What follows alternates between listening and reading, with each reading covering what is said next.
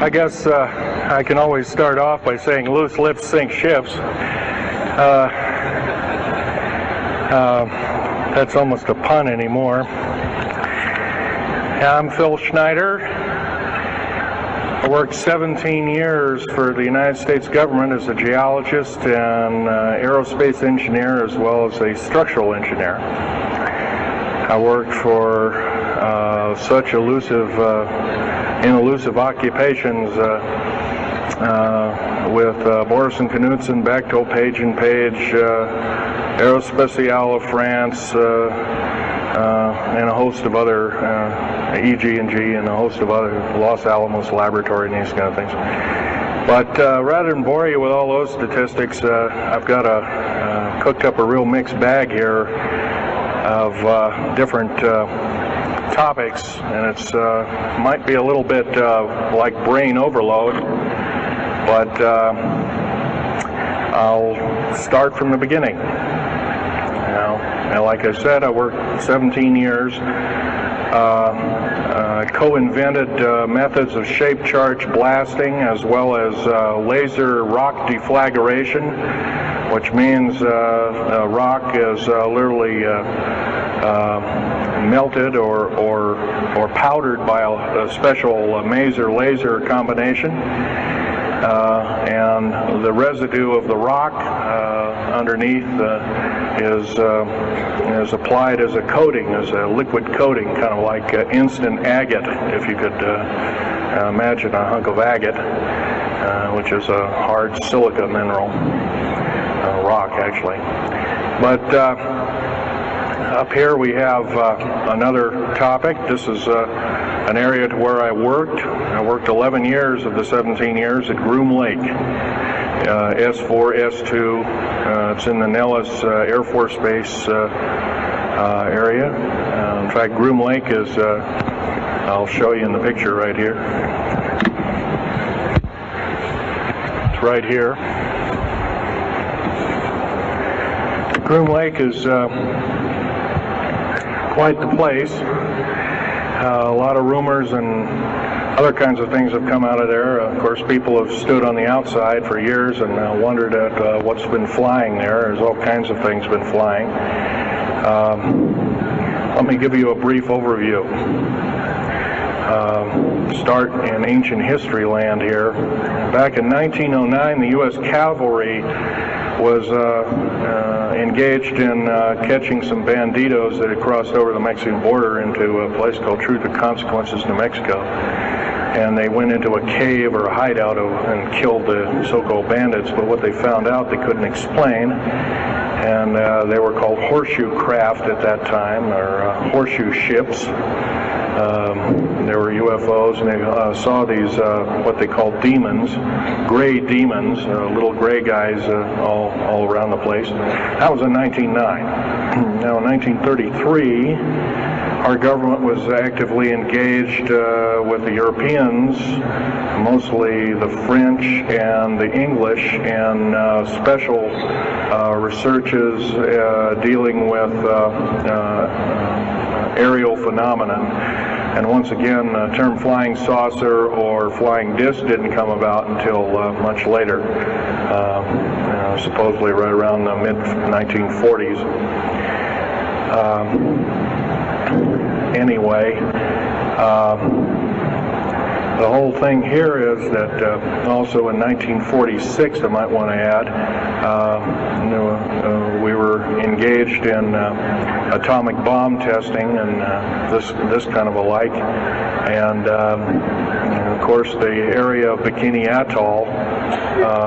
Some of the pictures are over here on the white board.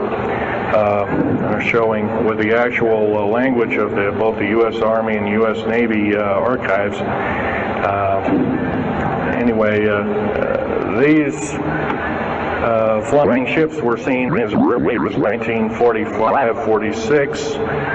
Some of them were called Foo Fighters, and you name it. They were fully known about maybe as early as 1935 or 36 by our U.S. Navy. And there was a shallow underwater base at Bikini Island, and that was probably the one reason why a number of atomic bombs were exploded in that area rather than other areas which they could have been even more remote out in the South Pacific at Operation Crossroads. Well, anyway, this all led up to later on, about 6-8 years later, 1954, during the Eisenhower administration, led to an interesting treaty called the Greada 1954 Treaty. It was the Alien-Human Treaty. And supposedly the aliens had come in and exchanged technology, and they'd want to take an occasional human being and a few head of cows, and accurate books were supposedly to be kept, and all this kind of stuff. And of course, eventually all that broke down, and aliens are notorious for being liars, even greater liars than so-called, in quote, we humans are. So alien treaties are often just not even the pieces of paper they're written on. They're just really kind of worthless. Anyway, my work as a geologist in building underground military bases, some of which are over 2 miles underground.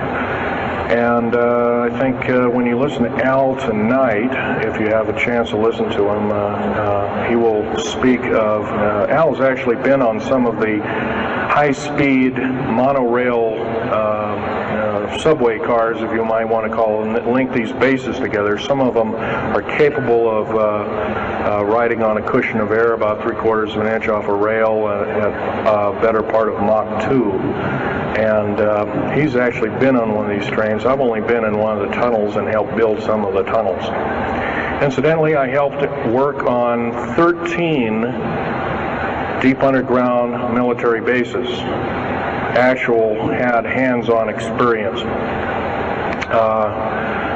Notorious was the one in and around the Dulce, the southeastern and southwestern sides of Dulce, New Mexico, in the Los Alamos laboratory regions, where we built some hermetically sealed rooms that were very deep, going down over a mile. We also built additions onto Groom Lake and S2 and S4 complexes. There are a total of 9 underground. They're called DUMBs. Like, you can learn a lot from this dummy, but DUMB stands for Deep Underground Military Base. And or a deep underground, DUM-2, for instance, is a submarine base, and I have built a few of those too, which are off our continental shelves and then certain islands and out in the Atlantic and the Pacific in strategic locations. All this, I can hardly, in an hour's time, I can hardly squeeze all this in, so I'll be kind of rambling here if you just bear with me. The main topic of my discussion here is to link up basically what's going on with these deep underground military bases, what they're being used for, what is the present situation now being employed both by our federal government, which is slowly being phased out by the United Nations government, as well as the New World, end quote, the New World Order, which is an even higher entity, and who these higher entities are taking their orders from, and try and link up basically what's going on. A lot of us have been kept in the dark. We've been given, maybe most recently over here, photographs of an alien at Roswell. I'll just make a very brief statement about that. The photographs cannot stand up to a computer grain analysis test, and therefore are retouched or faked. They're not real. The real one, the real photograph of the charred or dead alien that was, or one of the several that were autopsied, is over here, was given to me by a friend by the name of Skip Frombach of Seattle. And his father worked as one of the principal doctors. He was from Germany at the time, and worked on some of the autopsy material, from what I understand, along with other people. Anyway, you just can't believe everything, and that goes for me. You got to get out there and do your homework. Like I always say, you might don't put your spectacles on, you put your skepticals on when you listen to me. So if we can have a show of hands here, how many people have heard about Roswell, New Mexico?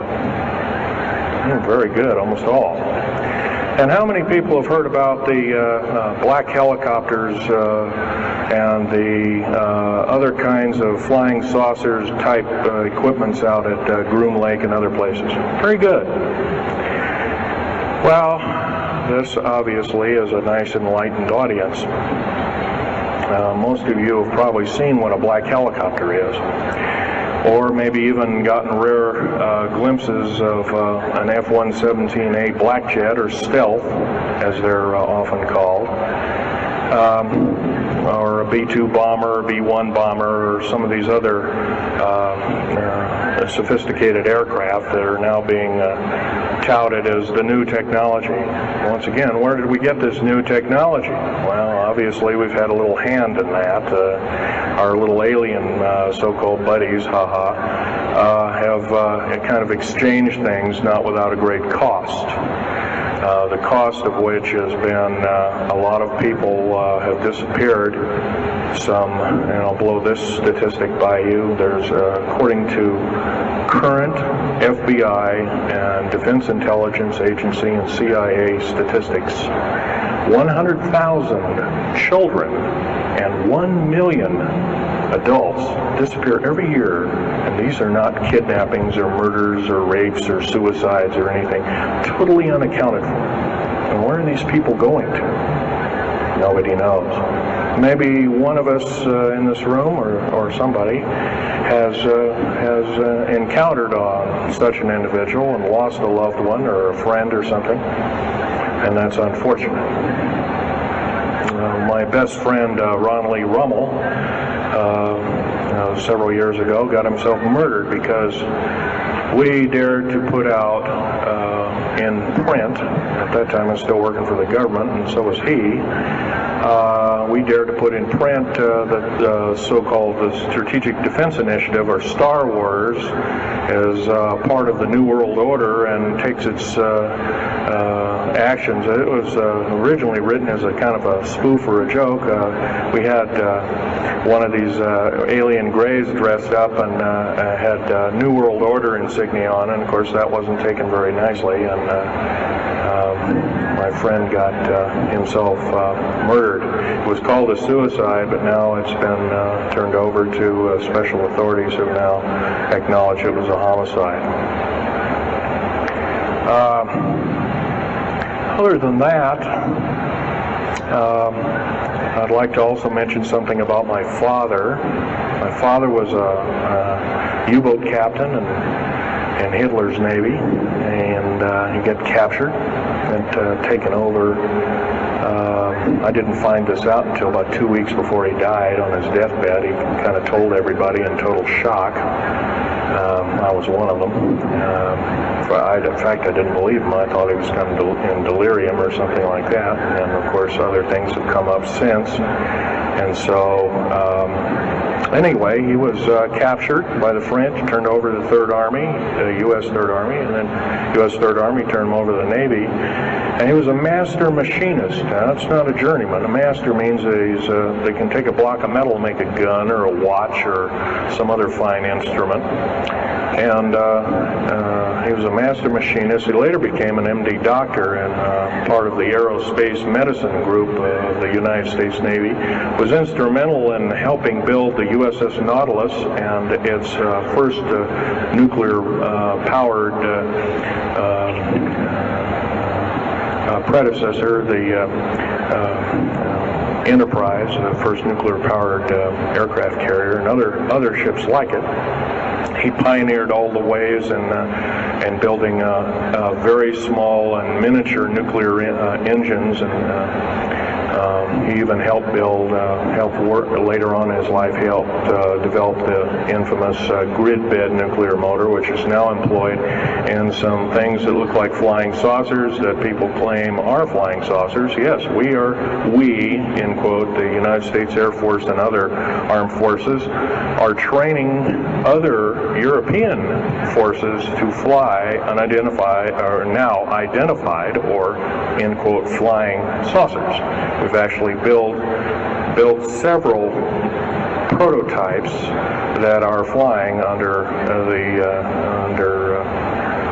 names of black craft. My position as a geologist and engineer got me to see a lot of things in the world. I've been in over 70 countries. I also worked for NATO. I carried a level 3 security clearance with a rhyolite factor. Rhyolite is a hardened factor, only given out to a handful of civilians and maybe a couple of hundred military men worldwide. I thought I was doing the nation, United States, as well as the world a favor by, I thought I was kind of keeping my end up. Well, it didn't work out that way. I was to later find out that these underground bases are now being employed as strategic bases for, in case there is martial law in this country. Right now, our military professors that used to be in war colleges and the like are training people like ex-Russian KGB and Spetsnaz people right here on American soil. I've seen it with my own 2 eyes, along with other people, other geologists. By the way, I'm still a geologist, still do geological survey work. However, I don't work for the government anymore. I took my security clearance and all my government stuff and cut it up and sent it back to the, pardon my French, SOBs. When I found out that a number of these 131 deep underground military bases are being used to subvert the Constitution of these United States and its people, I says, that is enough. I can't possibly be connected. Oh, well, Mr. Schneider, you can't quit, they said. Well, I says, yes, I can. I'm an individual, I'm going to quit, and I'm walking off the job. And he says, so I got arrested and casually told, well, you got to finish a job. And so I caved into that part, and I finished 3 weeks, and then at that time my father was dying, and I was allowed home, and I never went back for my paychecks. Don't intend to either. These people are beginning to show signs of being our utmost enemy. I'm talking about military people now engaged in training foreign troops on American soil, clearly against the Bill of Rights and the U.S. Constitution. It's why we formed a government, why our forefathers formed a government, a republic of these United States in the first place, way back 200 plus years ago. Because the drawing and quartering of soldiers, taxation without representation, law by edict, otherwise known as today's version, executive order, among other things. The very reasons that we became, in quote, free, a free republic, a free society, possibly one of the greatest nations to ever be a nation on this earth, were instilled in our founding fathers that are now so far away from the people now running our federal government structure. So I'm here today to touch upon a number of subjects. One being that these underground bases are roughly over 3 of them per state. There's now, instead of 12 prison camps, there's 39. That's almost 1 per state. They're building 2 prison camps every 7 months. They're building 2 underground military bases every year. Each one of these military bases, by the way, these underground military bases, they cost somewhere between $17 and $26 billion. They employ 1,800 to 10,000 workers each in varying grades of skill. They gobble up totally through the black budget, over 1/4 of the black budget, or roughly $310 billion. Of course, you may say, where are these figures coming from? Well, the black budget, as we know it, in quote, black projects, which anything called black is significant of hidden from Congress, hidden from the American people, and very few people are even in the know about it at all. But black budget per year garners over $500 billion a year. And it's these kind of huge quantities and sums of monies are garnered through CIA drug activity, National Security Agency clandestine operations, mostly in Panama and South America. Now also engaged in Russia in bringing and refining strategic metals. By the way, you might want to ask, where's all these kind of interesting new metals coming from? Over here on the whiteboard we have the new periodic table. It's got 140 elements. Now in our high schools of today, I was in a high school about a week ago, I saw a new periodic table, had 105 elements on it. Now somewhere, we're not being told the truth. We're being lied to at every turn and every corner. We're considered less than morons. So the government has made itself an entity, an independent taxing body, an entity into itself, and isn't accountable to anybody. Not even the so-called New World Order. They just go ahead and do everything willy-nilly as they please.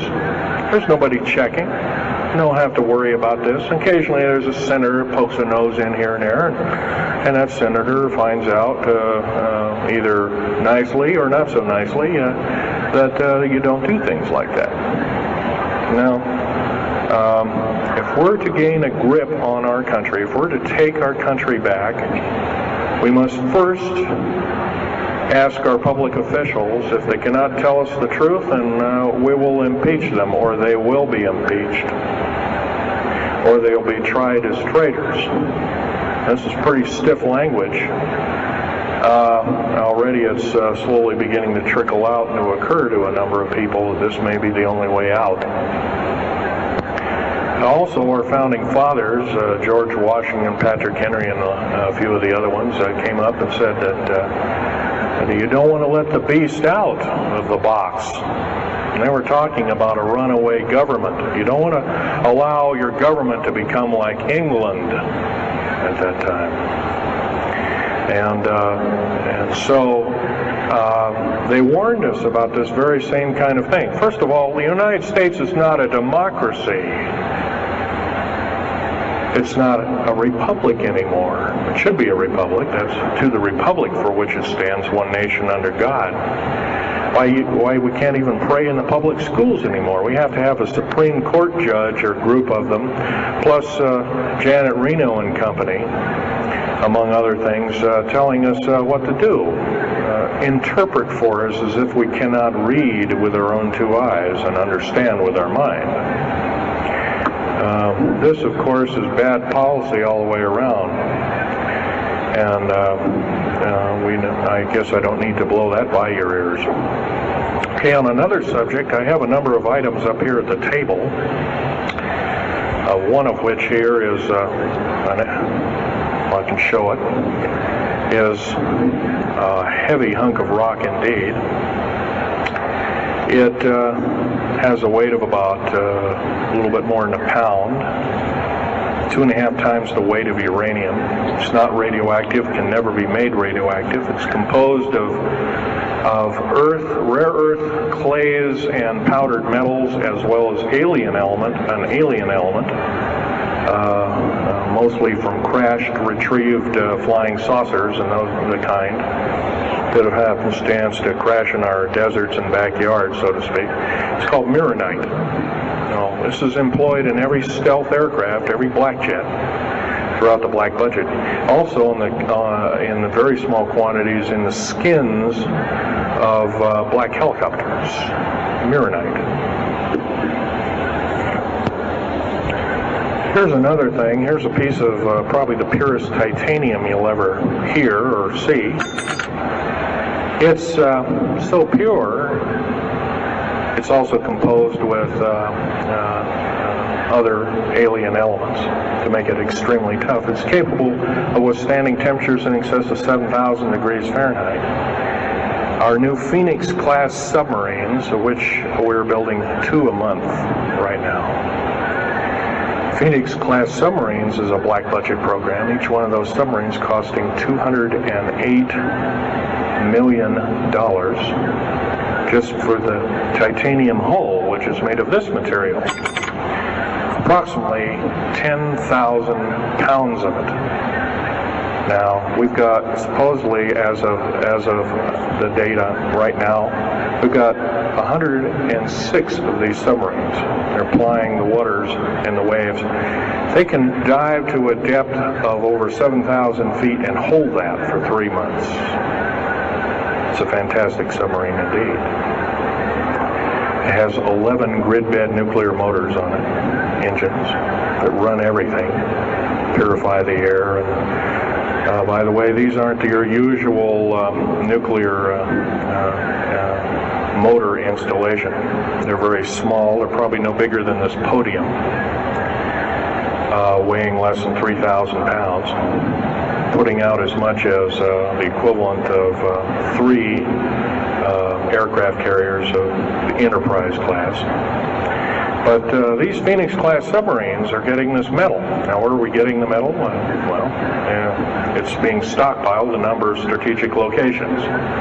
Supposedly, I've heard stories, well, it's being mined on the moon, and I have no way of proving that, one way or another. I think we're probably getting it from Russia, or refining it in outer space. What are we shuttling? Basically, a shuttle, a secret shuttle flight. 1 a week now is going up and back. What are they shuttling? Well, obviously, they've got kind of their own little laboratories up there, space station, and all this kind of stuff. Remember, what you're being told is only just a smattering of the truth. It's not the real truth. Maybe it's 5% of the truth. Maybe it's not even that. You can rest assured you're not getting much. Another strategic metal is this particular bar with some strange crystals on it, scalenohedral crystals of niobium, titanium, rhenium, copper oxide. This complex group of elements, not found on the Earth in specific quantities. This was developed at Los Alamos through EG&G and other outfits, are employed in all black jet aircraft, all of them, including the, in quotes, sport model, the little flying saucer we occasionally see over at Groom Lake. And by the way now, if we happen to be with a video camera, taking pictures of the so-called area around Groom Lake, it's now, you can get your equipment confiscated, your car, your house. You're considered the same thing as a drug dealer, and you'll go to jail for 5 years, up to 5 years, and $1 million fine. I personally don't think this is what I'm hearing. I just don't think that this kind of punitiveness is what we need in America, and we have to get rid of it. Otherwise, we're going to die with no America. Here's some other elements. Here's a very light element. It's composed of lithium metal, as well as a alien element, a little heavier than hydrogen, but a little lighter than helium, also employed in this. It's used in secretive methods of propulsion, and it also is in a peculiar scalenohedral crystalline form. And anything scalenohedral, and by the way, a scalene triangle is no side is equal to another side. The scalenohedral metallic crystalline structure is definitely alien element, or alien technology converted over to our own technology. These were given to me about a year ago. They're called alien or aurora drops. It's supposedly the skins of the black jets, some of the ones that are coming in at very high rates of speed. They're still glowing red hot to white hot, and they'll sit out there and cool off, and they're dripping their material off of them. And it's kind of like a rubberized coating. It's not rubber, I can tell you that. It's as hard as lava rock or harder, capable of withstanding tremendous temperatures, but nonetheless some of it sloughs off every time, and so they just kind of scoop it up and throw it in the trash can. There are a few pieces of it. Here's one of the hardest so-called man-made rocks. Once again, it's got a number of alien counterpart. It's got an alien crystalline structure to it, very advanced. It's about 11 times harder than a diamond, about 70 times stronger than a diamond, capable of standing temperatures in excess of 10,000 degrees Fahrenheit. It is employed as very thin coatings or windows, tiny windows, in hypersonic aircraft that exceed Mach 5. Here's an interesting artifact. Right here in this hunk of rock, which by the way was an old 100,000-year-old chipping tool found in Jordan rather, excuse me, is a imprint of, it looks like a fossil, but it's not. It's an imprint of a small mechanical part with exactly 360 kind of little rotor blades. Well, this rock is 220 million years old. Who was making machines 220 million years ago? Maybe Von Däniken was right after all, huh? Here we have an actual piece of agatized fruit, or it's similar to a lime. It's even been pecked by a bird at one time, and that's still there. So it's instantly turned to agate. It is the same agate or chemical structure as material found at Hiroshima and Nagasaki after the A bombings in World War II, where grasses and flowers and petals of flowers and other kinds of things were instantly petrified, turned to agate. It is the same identical crystalline structure. However, this particular piece is about 20 million years old, and it's still got its original green coating, and it's basically unchanged. Perfect condition. Likewise, here's a garlic plant about somewhere between 20 and 35 million years of age, and once again it's got that same pink agate coating.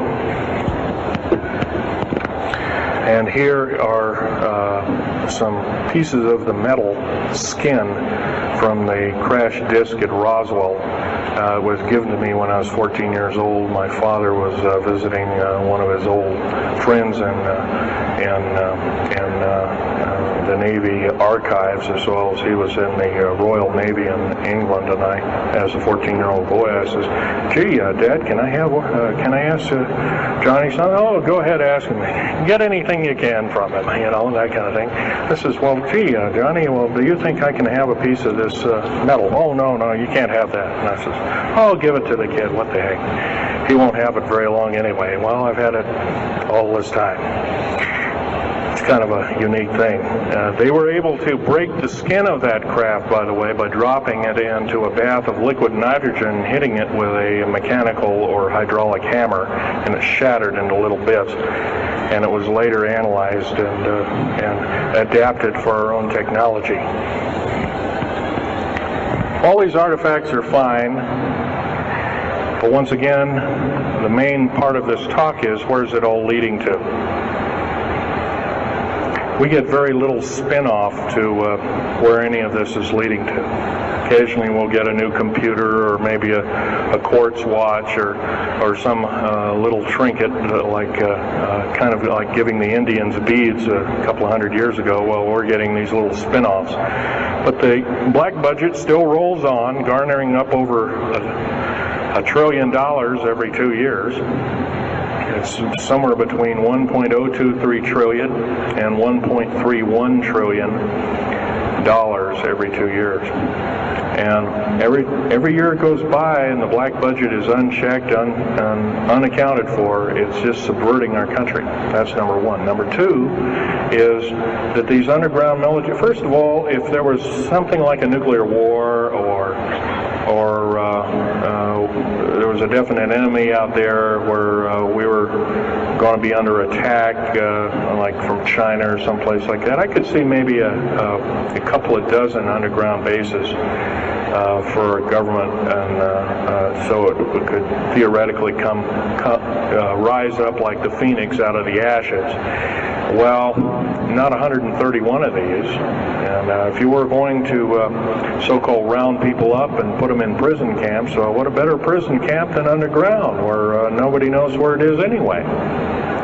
So once again, these underground bases are most likely been planned as underground prison camps and slave labor factories for the New World Order. New World Order, by the way, is getting, and I'm probably the only person ever talking about this, the New World Order is taking, and the United Nations is taking its orders from, believe it or not, these more powerful outer space alien entities. We might call them the large grays or the small grays. Sinister forces indeed. And you might want to say, well, gee, how come we don't see more of this kind of thing? Well, you can just imagine. If you're only being told 5% or less of the truth, that isn't very much to go on. That's one thing. Another thing is you don't find very many people coming up here and letting you have hands-on experience. I'm going to try and do this to you. However, I do ask you to go out and do your homework and keep doing it. Don't necessarily believe in what I'm saying, but get out there and talk to people. Whether it's just a couple of neighbors or friends or something, get out there and talk. Because one will tell two and two will tell four, and then pretty soon you have a whole room full of people that are in the know. And then from there, wonders can work. Other than that, as far as changing the black budget and these clandestine programs, public opinion is only going to do that, and it's going to take millions of us. But we have to be informed, and to do that, we have to be doing what we're doing now, gathering and talking. And, of course, most of us are adults and can weed out fact from fiction. Most of us are responsible adults and know the difference between fact and fiction and how to use it or how to abuse it. And so we therefore have to continue to keep studying and keep talking. If there's just me out there, and believe it or not, there aren't very many people like myself out there talking. I've given over 30 talks in the United States, Canada, Japan, went over to England, went to Japan kind of illegal, came back the same weekend. They flew me in and out, but gave a talk to a number of their execs, and they were very interested indeed. Now, if this was all a bunch of poppycock and hooey and poo-poo, I wouldn't be listened to, be given an audience by these people, but evidently I have. But 13 attempts on my life since the first of this year. There's a number of you ladies present, so I won't gore you out, but Al has seen some of the wounds, and there's a few other people that have been to a few of my other lectures, and they can attest that I have been shot. I've been run off the road, I've been pushed off the road, I've been mostly shot at and that kind of thing like that. But I've been in hand-to-hand combat with some of these people, and once again, I'm not in the best of shape anymore, but I still know how to handle myself. And I'm just about ready to wrap things up here, but just basically wanted to give you an overview of what's happening. And if we have any questions, we can start asking a few questions. Okay, here's a gentleman way over here. Would you please speak up loud?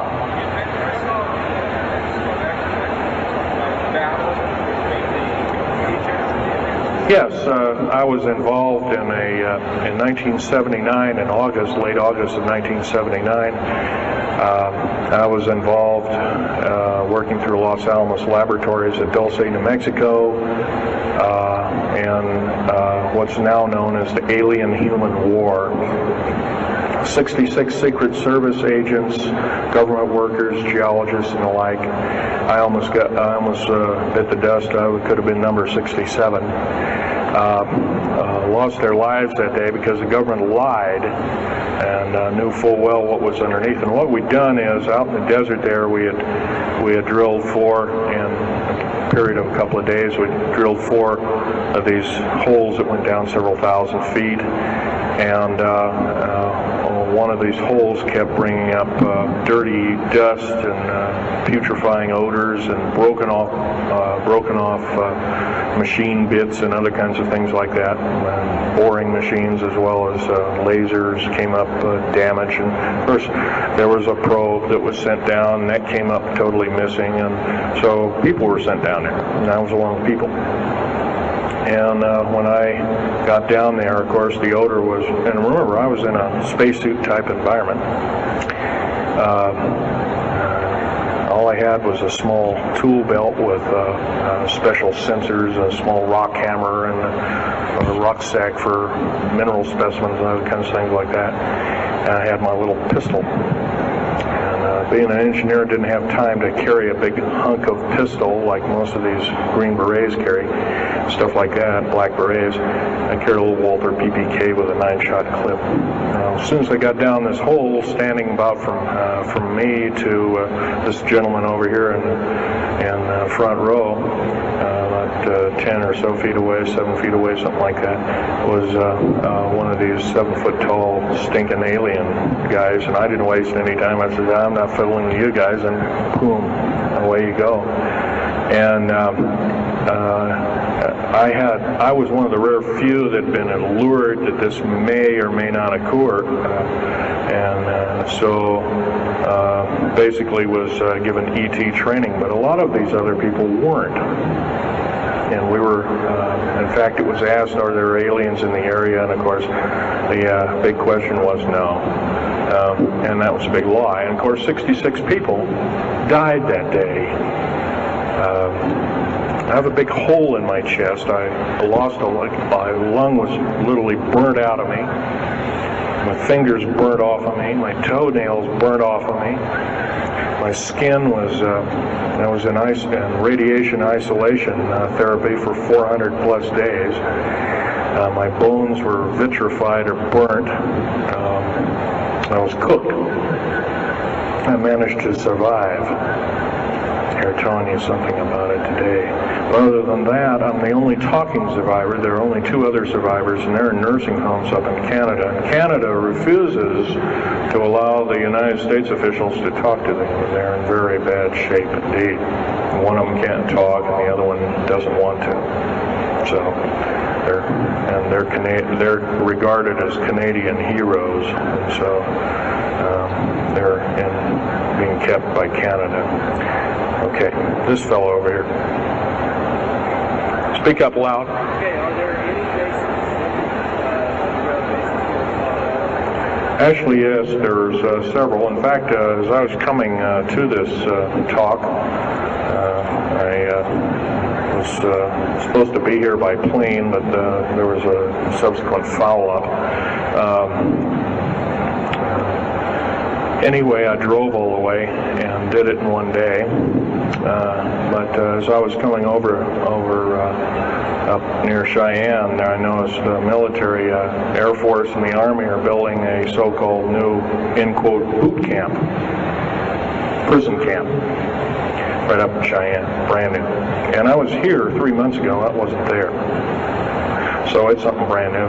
In Colorado, yes, there's about 4 underground bases, one being at Denver International Air Base. I call it Air Base, spaceport, or whatever you want to call it. Denver International Airport. No wonder your luggage gets lost. There are 8 levels underneath the airport, tarmac there, end quote, tarmac or cement mac. And so those bags could be there for a damn long time. Why, just imagine if this was instantly turned to agate 30 or more million years ago, those bags could very well be the same way. So yeah, there's a number of them. And I wish I had a map with me. In fact, in subsequent talks, I'll have a map, which will be put on the overhead. In fact, my next talk, I plan to have just that. I had planned to bring a map here and had all the latitudes and longitudes of all the bases, and I can't do that. That would be a nice jail sentence for me, so I didn't bring it. So, but other than that, I'll have that all researched for you.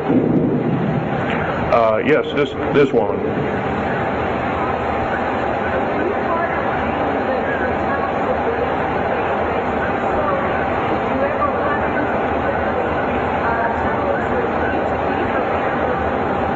Yes, as far as there being an inner Earth, a hollow Earth, or anything like this, no, I've never run into anything like that.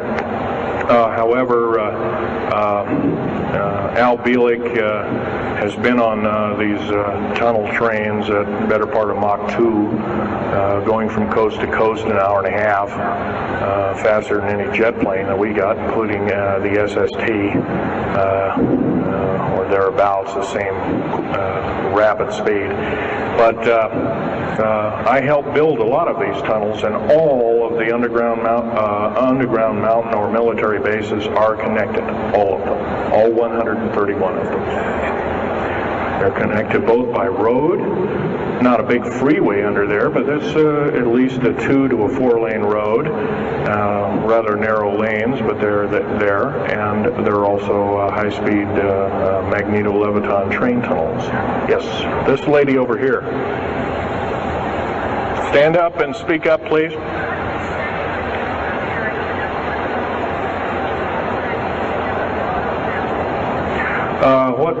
What levels of military personnel know about this?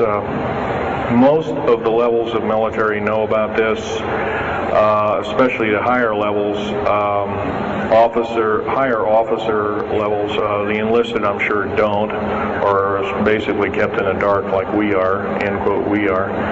So, yeah. This fellow right here with the hat on. Where are most of these bases located? Well, there's 131 of them in the United States, 127 of them in the lower 48. There's some in Canada, I'm not counting those. There's some in northern Mexico, I'm not counting those either. They average about 4¼ cubic miles hollowed out underground, an average depth of 5,700 feet underground. Average cost $17 to $31 billion each. They employ anywhere from 1,800 to 10,000 people. And some very large ones now being built in Sweden, one of which is repudiated to be 30 cubic miles. It'll take 5 years to build that one at a cost of about $2 trillion. And that's all being supplied by the United Nations. Yes? Anybody over here? No? This gentleman. Speak up, please.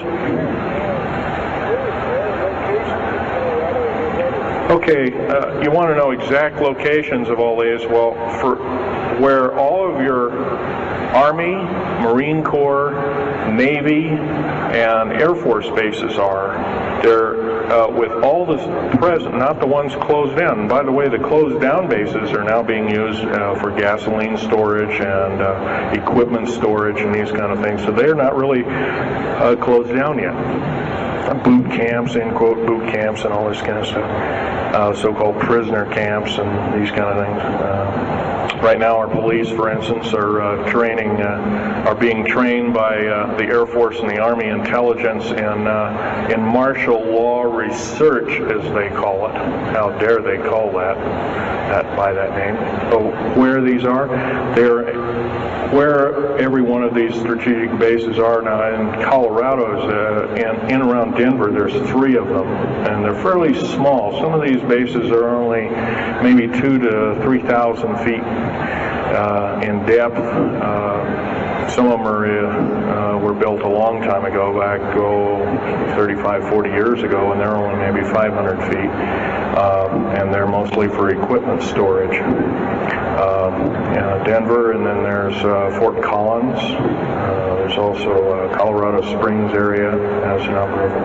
By the way, Colorado Springs is kind of a famous area. Nikola Tesla's laboratories were in Colorado Springs, and need I say more? I'll leave that up to Al Bielek.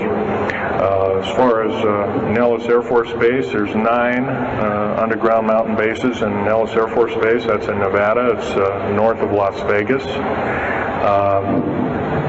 There's going to be a UFO show and conference in Mesquite here later on this month, and that's up very close to, end quote, Area 51.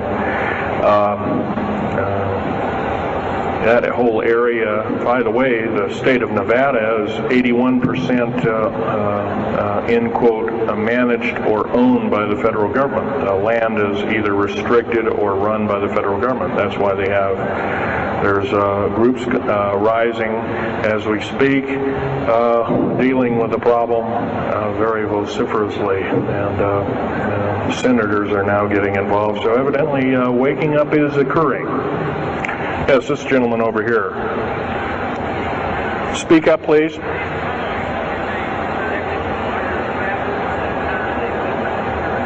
Okay. Yes, they are.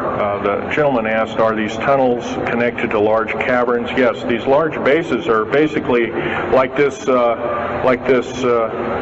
Coliseum. Everything's underground. Everything's a city underground. Most of these bases both have military bases, and they have all the accoutrements of life. Remember, each one of these costs quite a bundle of dough, and some of it in our tax money, but most of it in clandestine approaches, and that's definitely undermining the country. Yes.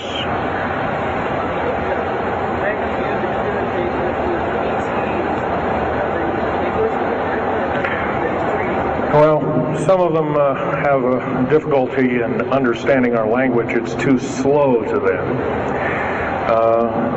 If you've heard whale songs or bird chirpings at high speed, it's about what these aliens sound like audibly to us, so it's a bunch of gibberish.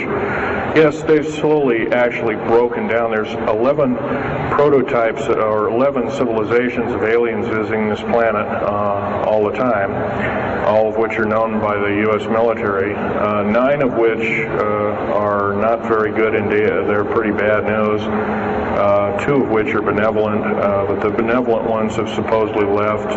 They have their own little war of sorts, especially the Pleiadian groups and whatnot like that, of which Val Thor was repudiated to be a Venusian, but other people will alert he looks more like a Pleiadian. He looks normal human, except he's got 6 fingers and toes. He's got one oversized lung. He's got 2 hearts. He's got all kinds of weird stuff. Bones are bigger. Yep.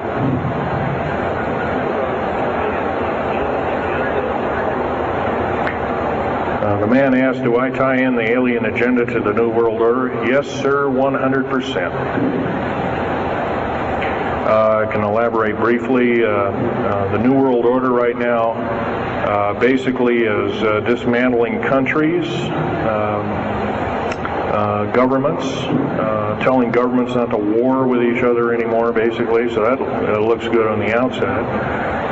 They're taking their orders directly from the aliens who've got their own timetable. They want the one world order because they want the planet for themselves. And, of course, you've often heard of the term Global 2000, and that's a supposed sinister plot, or has been a group of sinister plots to produce biological weaponry to reduce or thin out the so-called ethnic cleanse the population of the planet by 5/6, or roughly 5 of 6 billion people, enslaving the rest to work willy-nilly with the so-called people of the New World Order. Now, another peculiar thing is the alien agenda is not really well believed nor understood by a lot of these one-worlders.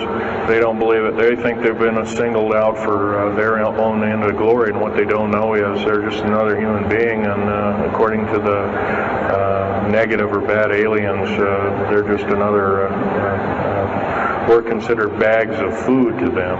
They don't eat us like we think of a cannibal eating a hunk of meat, but they use our glandular secretions as part of their food base, their blood and our glandular secretions like adrenochrome and other kinds of things like this. And in fact, the Atlanta Center for Disease Control has figured out ways that we can combat this and all this kind of thing like that. It might be where these new designer diseases like AIDS and Ebola and hantavirus and all these kinds of things have come up out of nowhere, and these diseases, end quote, almost have a mind of their own. Yes, this lady here.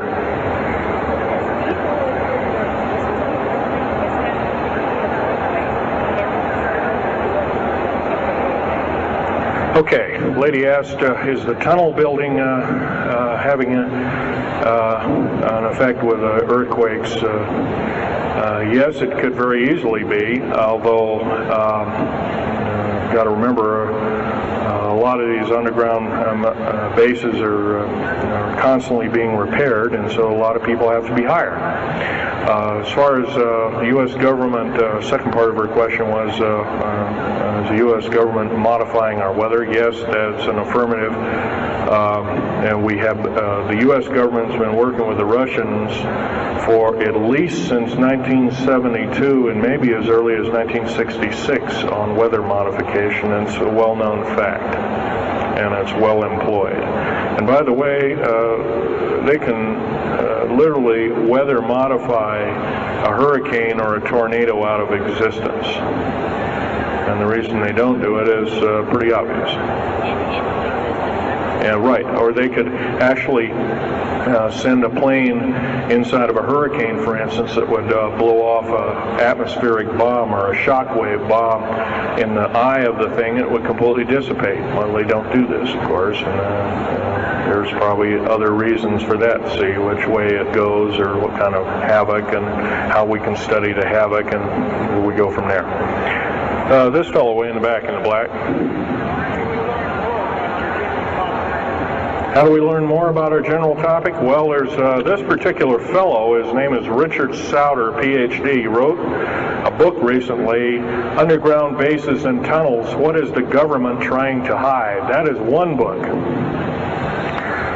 Then we have here's a popular science article, Secret Air Base. The government doesn't want you to know that Groom Lake, supposedly Groom Lake doesn't exist. Well, I guess if it doesn't exist, then me talking about it, I guess I can't be arrested or anything. I'm just full of poppycock here.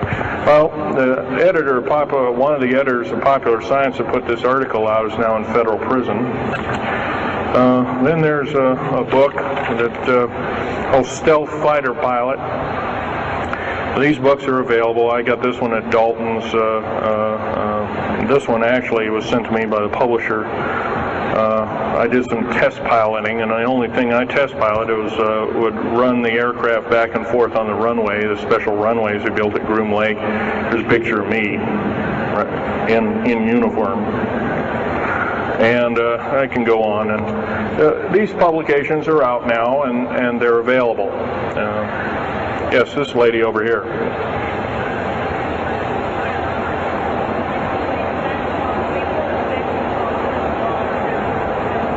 I can't hear you. What?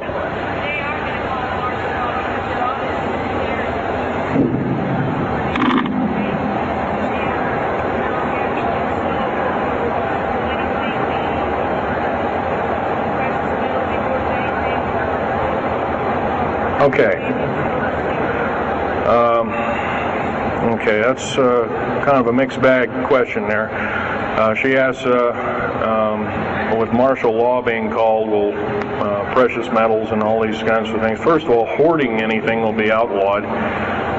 If you hoard food, have a radio, any way of communicating, stash gasoline, these kind of things, you will just be rounded up and that'll be the end of you. Martial law is martial law. Martial law is dictatorship of the worst form, or one of the worst forms. And her other part of the question, if I got it right, was when's the alien takeover? Well, the alien takeover right now is, and probably will be for probably the next 20, maybe 30, 40 years, will be basically in the background. The idea is to get the one world beast-like government order in place and to thin out the population of the planet. And then, of course, then all heck will break loose from then on. And whether it is, I don't often mix Bible and talk, but some people have learned, well, this is already mentioned in the Bible, blah, blah, blah, and all this kind of stuff. Well, that may be, but all I can tell you is I've been face to face with one of these sinister characters, or a couple of them, saying the least, and most people would, just the shock of them seeing such a thing would cause them to not be in very healthy frame of mind, as physical as well as mental. This man here in the blue coat.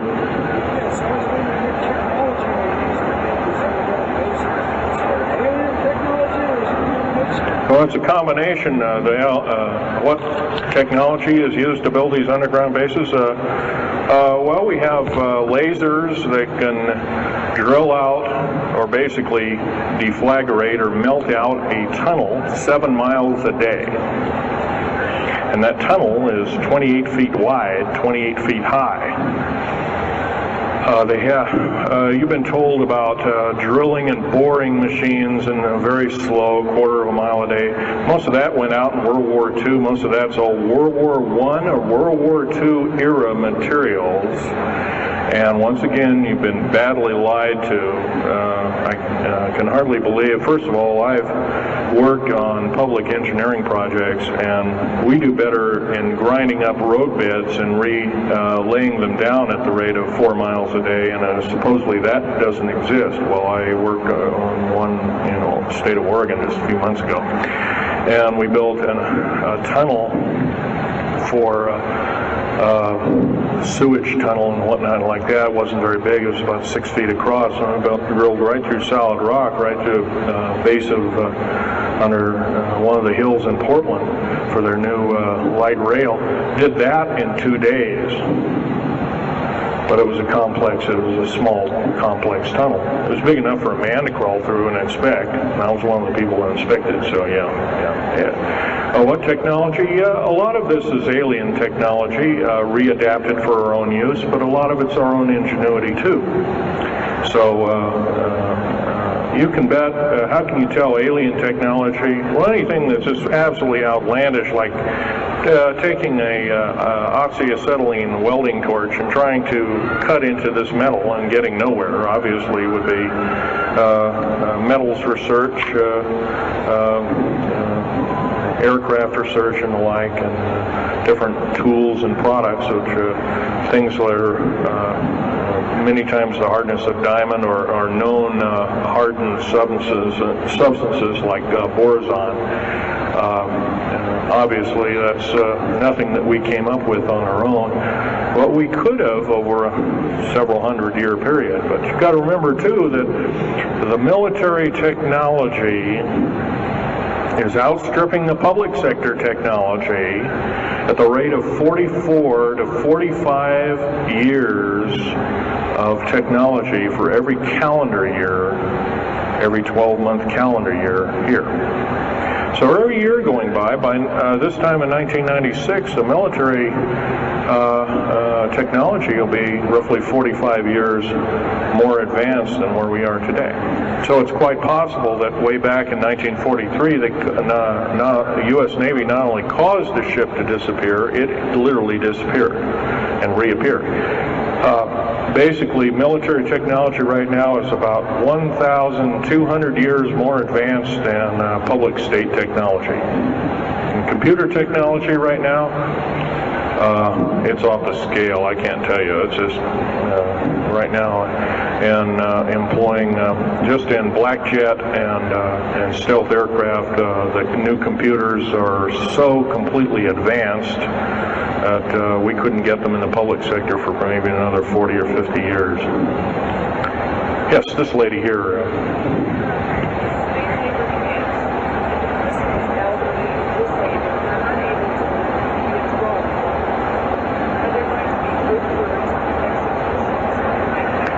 Well, the lady asked with the slave labor camps, the old, the infirm, the handicapped, are they going to be executed, and will there be executions? You can bet your bottom dollar there actually will be these things. I wish I knew more, but I don't. I've had my own agenda to kind of keep up and talk about. But other than that, yes, I would imagine so. If you look at all the 39 prison camps that are presently built, and they're called boot camps, by the way. And of course, these new trains that they have that have 143 shackle placements per train, they're a scary thing indeed. You know what they're called? They're called United Nations Prisoner Transfer Cars. Oh, that's an appropriate name, I guess. Well, we got to wrap it up here. They're telling me it's time. I'll take one more question. This lady over here.